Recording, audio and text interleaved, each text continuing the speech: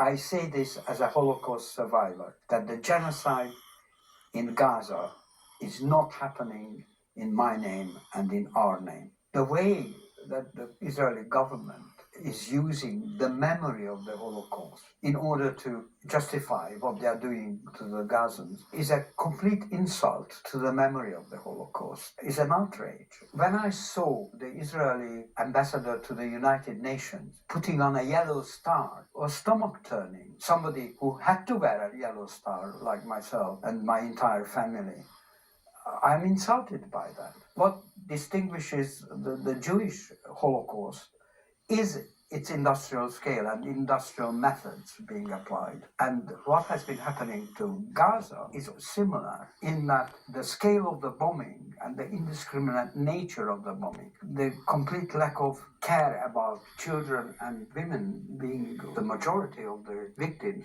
amounts to industrial scale of genocide. The painting of the Palestinian people as worthless, almost animal-like by the description of some of the leaders. That dehumanization enables the population of Israel to tolerate what's going on. The way that Palestinian people who were arrested were treated, having to take their clothes off and parading them, it's part of the humiliation. In the West Bank, the way the checkpoints are organized, the way that you are forced to wait for hours for no reason in order to go to school or go to work, etc. All this amounted to humiliation, similar to what we experienced. The sort of determination and consistency with which they are setting about to destroy the whole of Gaza is very similar to the kind of cruelty and determination of the fascist regimes, some of the actions of the Nazi state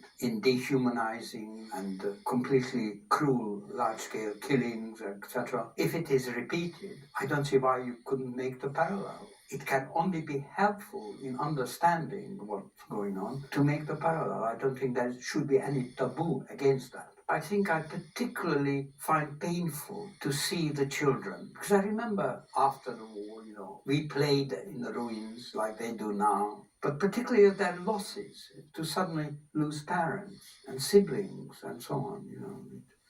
There was a boy in the same rescue homes where I was.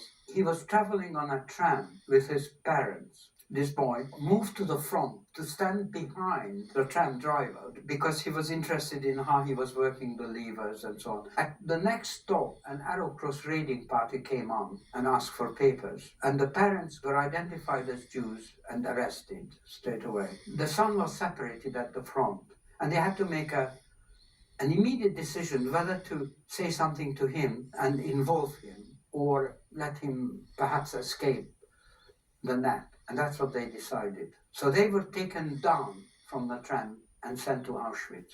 They never said goodbye to their son, and they perished in Auschwitz. So that was the end of the family. Now, can you imagine the psychological state of that boy who suddenly found himself on his own in this way, not saying goodbye to his parents? And I think this kind of thing, this separation, and the sense of complete inability to intervene or in any way exert any kind of positive influence on events, this kind of separation and destruction of families in this manner is again something that repeats in Gaza now, I think.